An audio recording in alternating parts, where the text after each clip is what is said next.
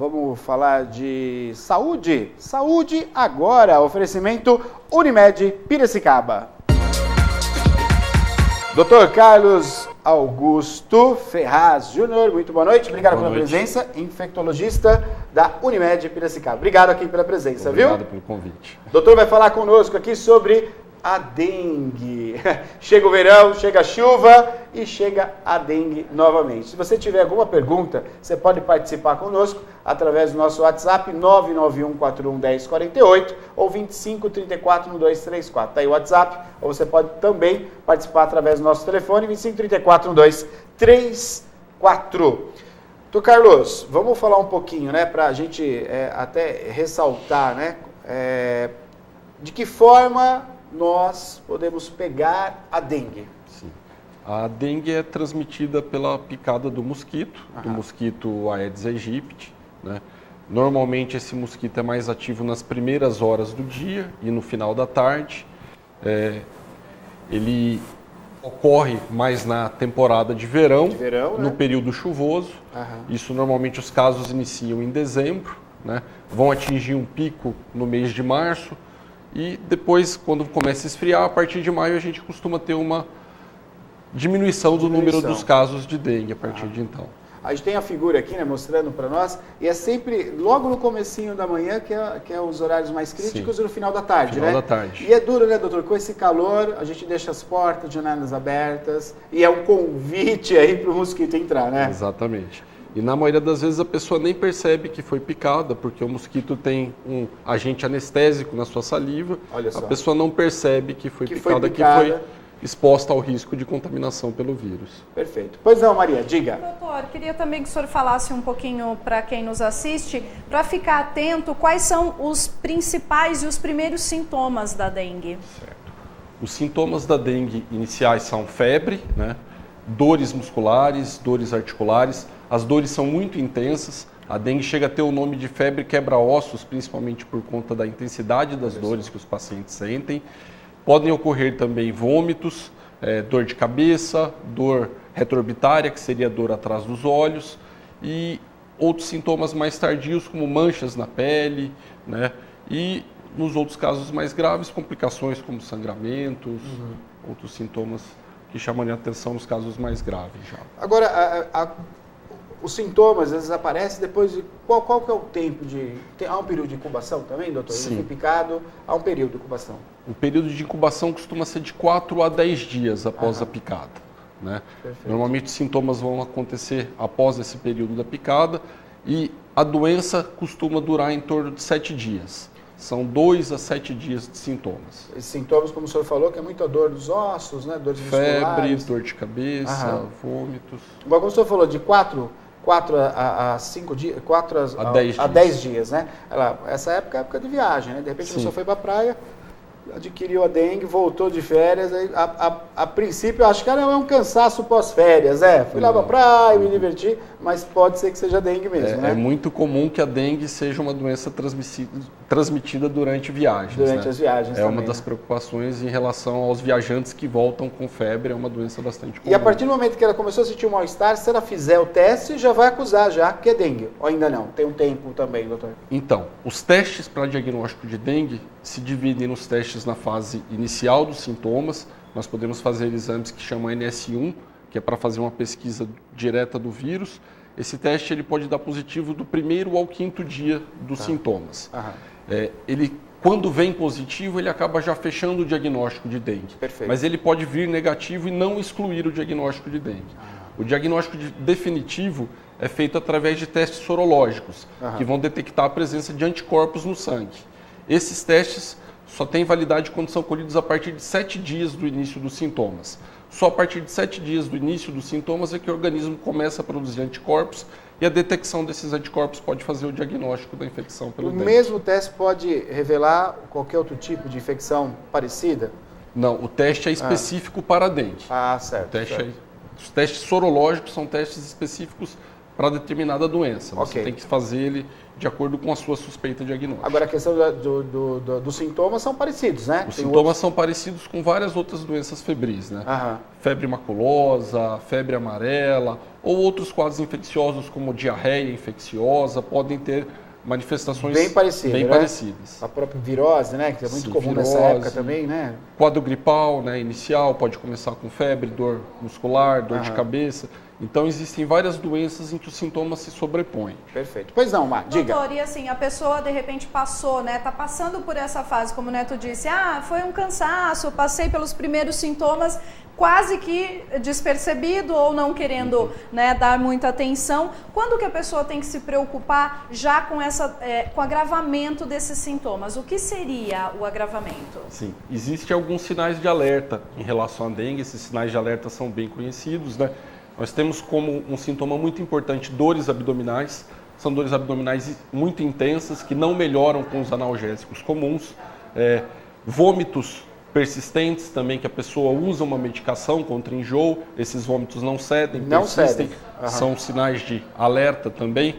Queda na pressão arterial, hipotensão postural, quando a pessoa se levanta e a pressão cai.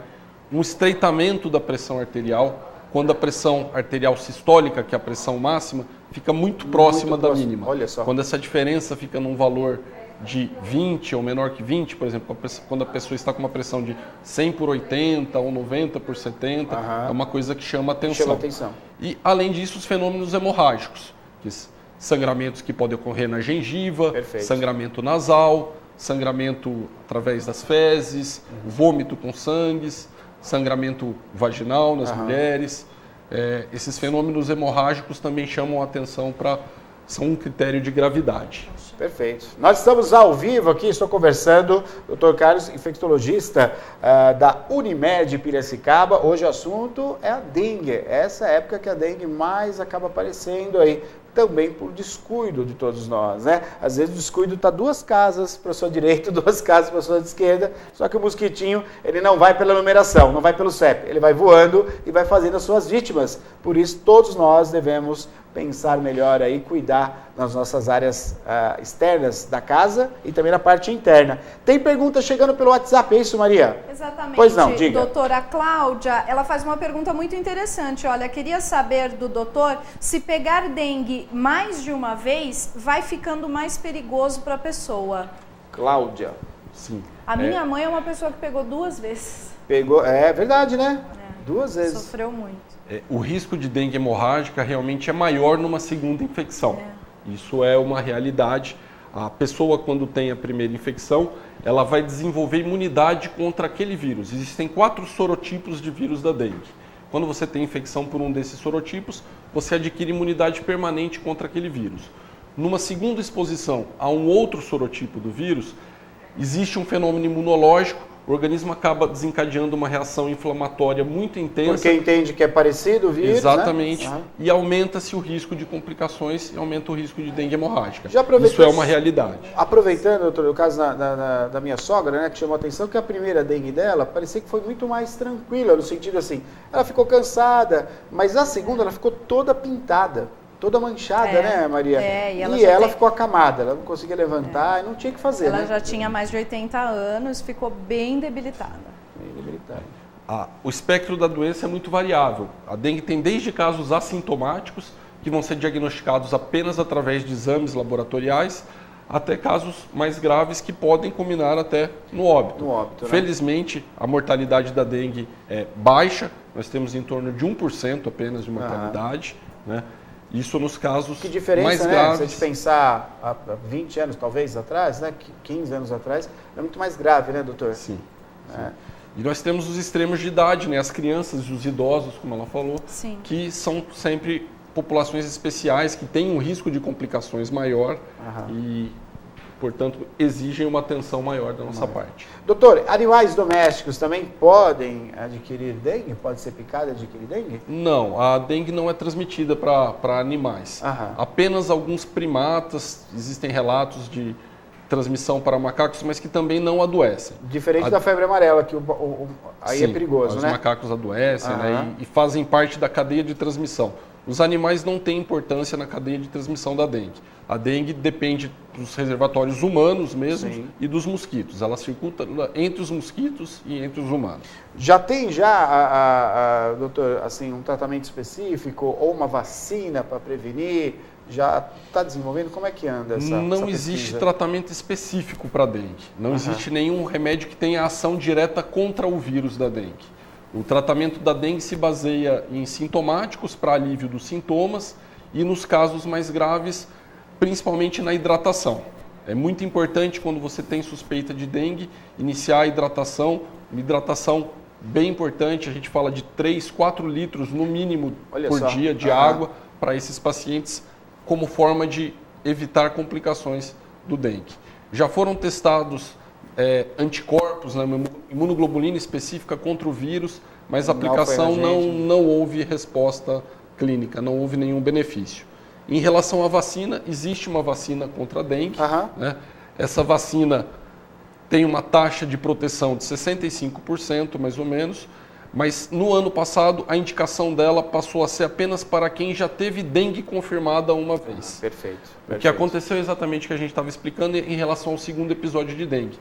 Quem foi vacinado e nunca tinha tido dengue anteriormente, passou a ter um maior risco de desenvolver dengue hemorrágica. Olha só. Então a vacina só tem indicação para quem já teve diagnóstico anterior de dengue. Perfeito, perfeito. Tem mais uma participação, isso, Maria? Pois não, diga. Tem sim, doutora. A pergunta do Wesley, eu também já ouvi isso falarem, né? Que se é verdade que o mosquito da dengue não pica à noite. Os horários em que ele costuma picar realmente são na manhã e no final da tarde. Normalmente no período noturno o mosquito está inativo, isso é verdade. Aquele que atormenta o nosso sono, aquele não é o dengueiro, né? Não é o Aedes aegypti.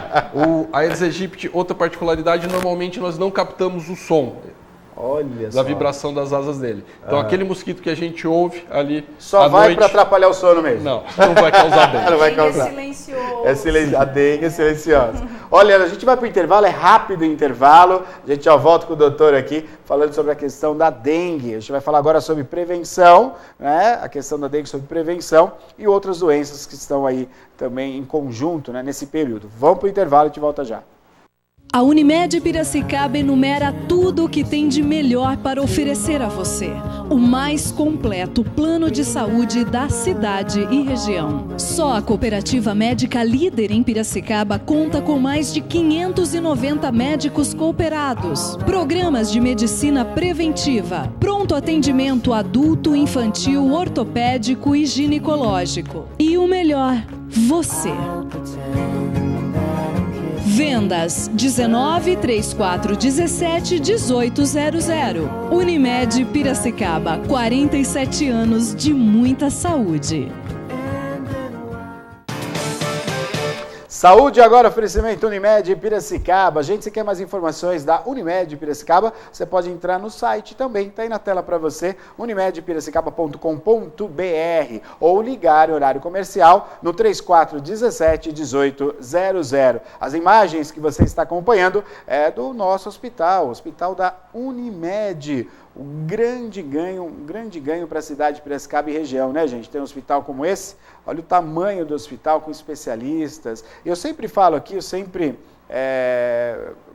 toda a participação, eu estou destacando aqui a qualidade dos profissionais. Os profissionais que estão aí no quadro da Unimed são profissionais que dão palestras fora da cidade, até fora do país, são especialistas. E ter a equipe da Unimed à disposição, sem sombra de dúvida, é algo de muita importância para a nossa cidade. Unimed Piracicaba, está aí o site www.unimedpiracicaba.com.br. Dr. Carlos conosco, aqui, infectologista da Unimed. Já falando um pouquinho, né, dessa questão que eu brinquei, né? A dengue do vizinho vem me visitar. Não tem outro jeito, né, doutor? A gente tem que ter essa consciência, né? E não ter os viveiros, né, da dengue. E aí é consciência de todo mundo, né, doutor? Com certeza. A principal forma de prevenção da dengue é o controle do vetor, que é o mosquito. Não existe uma outra forma. Como a gente falou, a vacina que existe disponível atualmente ainda tem algumas limitações, então a gente precisa focar a nossa prevenção no cuidado com a proliferação do vetor. Então, o que a gente já sabe, evitar locais que possam acumular água parada. O vírus depende de água parada, preferencialmente água limpa, para colocar os seus ovos e proliferar. Cada mosquito consegue colocar quantos ovos, doutor? Você tem uma ideia? São vários, né? São vários ovos e existe o risco, inclusive, da fêmea que está contaminada com o vírus já transmitir esse vírus para os ovos. Puxa. Esses mosquitos já nascerem contaminados e darem continuidade à transmissão da doença. Né? Doutor, a questão dos repelentes, né, que a gente vê nessa época, são vendidos também juntamente com os protetores solares. O repelente realmente funciona, doutor? Funciona, né? Os cuidados que a gente orienta as pessoas é que nesses horários de maior risco, né, no começo da manhã e final da tarde, procurem evitar a exposição do corpo, se possível usar roupas compridas, o que devido ao calor acaba sendo difícil. Né? É verdade. Então, como opção, o uso de repelente é uma boa estratégia. Perfeito. Mais participação, nosso WhatsApp está bombando aí. Quer fazer a pergunta pelo WhatsApp? É o 99141-1048, é o WhatsApp, está na tela para você mandar sua pergunta. 99141-1048. Pois não, Maria? O José, doutor, também está fazendo uma pergunta interessante. Ele disse que ouviu dizer que o inhame pode ajudar a amenizar os sintomas da dengue. Quer saber se isso é verdade? Acho que ele diz já quando a pessoa já está com detectada. Eu já ouvi falar nisso também. É real isso, doutor? Isso não existe nenhum dado científico que comprove esse tipo de estratégia. Né? O que a gente foca como principal fator que pode mudar a evolução do quadro é a hidratação. O mais importante é hidratar, estimular a pessoa que está doente a ingerir a maior quantidade de líquido que ela conseguir. Remédios como alguns remédios para dor de cabeça, eles não pode usar se você estiver com a dengue, correto, doutor? Os analgésicos comuns, dipirona, paracetamol, são as medicações de escolha para o tratamento dos sintomas da dengue. A gente não deve usar os anti-inflamatórios, AS, aspirina. Essas são medicações que podem aumentar o risco das complicações hemorrágicas e têm que ser evitadas no paciente com dengue. Perfeito. Mais perguntas chegando? Pois não, Mar, diga. Doutora, a nossa cidade ficou famosa também pela primeira fábrica de mosquito que tinha aqui, né? E agora pela onça também, então, né? Agora pela onça, né? Tem bastante bichos animais aqui na nossa cidade. E o Wesley está querendo saber se ainda existe esse mosquito do bem, que foi tão falado, né? E como fazer para identificá-lo? Olha, não tem como diferenciar o mosquito do bem do mosquito comum. A gente não vai conseguir fazer essa diferenciação.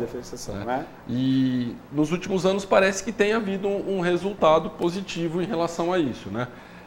A gente tem que fazer esse acompanhamento a longo prazo porque a gente sabe que as epidemias de dengue são cíclicas. Elas costumam acontecer a cada 4, 5 anos. Então, é preciso mais tempo para ter uma real noção do impacto dos mosquitos de bem na transmissão do dengue. Doutor, com essa questão da globalização, enfim, a gente viaja o mundo, né? E a possibilidade é essa mesmo e está certo, né? A mistura das culturas, né? Porém, são doenças que acabam migrando aí de continente para continente. Tem alguma doença ainda aqui no Brasil, ainda são alguns casos, mas são doenças graves, né, que a gente vê no continente africano ou no continente asiático, que pode, porque é o mesmo clima, né? Sim. Quer dizer, dengue na Europa, nem sei se tem alguns casos de dengue na Europa, né? A maioria dos casos são casos em viajantes, como você viajantes, disse, né? São pessoas que viajaram para áreas que acabam voltando doentes. Agora, tem algum tipo de doença que pode ter uma epidemia também no Brasil? O senhor está a par disso, doutor? Então, a gente vive risco de epidemia das doenças transmitidas por mosquito, né? O Aedes aegypti principalmente. Os principais riscos são dengue, chikungunya e zika. Essas são as doenças em que existe uma maior preocupação no momento. É o mesmo mosquito que faz? É o mesmo mosquito, pode transmitir as 3 doenças. Puxa vida, né? Exatamente. E a zika diminuiu o índice ou continua, quer dizer... Reduziu o número de casos, né? Depois daquela epidemia inicial que a gente teve, mas o vírus continua circulando. Perfeito. Pois não, Maria, diga. Participação do Alessandro. Bastante participação hoje. Primeiro ele pede para mandar um abraço para a esposa Silvana Brunelli, viu, Neto, que acompanha o programa, é sua fã. Opa, um abraço, muito obrigado pelo carinho, viu? Um abraço para toda a família. E olha, ele pergunta, doutor, quanto tempo demora para proliferar na água, né, o foco de dengue? Boa pergunta. Então, o mosquito ele coloca os ovos num recipiente que pode acumular água. Quando a água entra em contato com os ovos acabam entrando na fase de larva. E em poucos dias esses mosquitos já estão na fase adulta. E o mosquito, uma vez contaminado pelo vírus, ele vai transmitir por toda a sua vida. O mosquito costuma ter um prazo de vida em torno de 1 mês. Então, você pode ter um vírus transmitindo a doença por 1 mês. O mosquito, que a vida ativa dele de transmissão é 1 mês. Puxa vida, olha só. E o alcance dele chega a ser uma área de até 1 quilômetro de raio. Ah, que maravilha. O mosquito que pica eu, pica todo mundo então. Exatamente. Vai picando. Que coisa, rapaz. Olha isso eu não sabia. Pensei que a vida dele era curta, né? Quer dizer, imagina, um mosquito pode transmitir para quantas pessoas, Para muitas né? pessoas. A gente pega um bairro, né? Pega uma Vila Resende ali, que são várias casas, muita população, para a família inteira, né? É comum isso que eu ia comentar aqui. Muitos casos na mesma família, porque tem o mesmo foco de contaminação, o mesmo mosquito transmitindo para todos os familiares. Isso é uma coisa que acontece com frequência. Pois não, Maria. Vamos falando, estamos falando hoje aqui sobre dengue. Estou recebendo o Dr. Carlos Augusto Ferraz Júnior, infectologista, médico cooperado da Unimed Piracicaba, assunto importantíssimo. E estamos falando sobre dengue, né? Por isso tanta participação aí que todos nós, a gente teme pegar a dengue, sim, porque é complicado, né? Quer dizer, por mais que o tratamento é simples, porém a gente vai perder aí dias, né? Ficando prostrado, com toda certeza. Pois não, Maria, diga. Agradecer a Marcela pela audiência e pela pergunta. A doutora, ela quer saber quanto tempo demora para identificar a doença. Então, a doença, a partir dos sintomas iniciais, como a gente falou, você tendo a suspeita de dengue, você pode fazer o diagnóstico através de alguns testes específicos nos primeiros dias, no 1º ao 5º dia, e o diagnóstico de certeza a partir de 7 dias dos sintomas, já na fase de recuperação. Isso é um problema que a gente tem em relação ao diagnóstico da dengue. Durante o período sintomático, muitas vezes os exames não são conclusivos. A gente tem a suspeita, mas para ter a certeza só com o teste sorológico, que só vai ser positivo a partir do 7º dia dos sintomas da infecção. Então, na suspeita, quando você tem outras evidências laboratoriais, alterações de hemograma, tudo, você trata pensando em dengue já. Você toma os cuidados como se fosse... E ressaltando o tratamento da dengue, né? A pessoa que está infectada com dengue, qual que é o tratamento? Por vezes você eu vou ficar internado, vou ter que tomar soro. Só para esclarecer isso, como é que funciona, doutor? A grande maioria dos casos não precisa de internação. A grande maioria dos casos consegue ser tratado em casa com o uso de analgésicos, como eu falei anteriormente, o uso de dipirona e do paracetamol, preferencialmente, e com a hidratação oral. Nos casos em que a gente tem os sinais de alerta, você precisa fazer uma avaliação de risco desse paciente através de exames laboratoriais. Esses casos precisam de observação hospitalar e hidratação endovenosa em algumas vezes. Em algumas vezes, né? Perfeito. Doutor, quero agradecer a sua participação. Prazer, muito obrigado pela presença aqui, obrigado viu? Pelo convite. Muito obrigado. Virá outras vezes, né? A Infecto tem muita coisa para a gente tratar aqui, para a gente conversar. Tem algo muito importante também, que são a questão da infecção que vem através das pombas. Eu acho que é interessante a gente falar sobre isso também. É uma boa pauta para a gente discutir aqui, os cuidados. Muito obrigado pela presença, viu? Eu que agradeço. Muito obrigado. Obrigado. Valeu. Você acompanhou então o quadro Saúde Agora, oferecimento Unimed Piracicaba.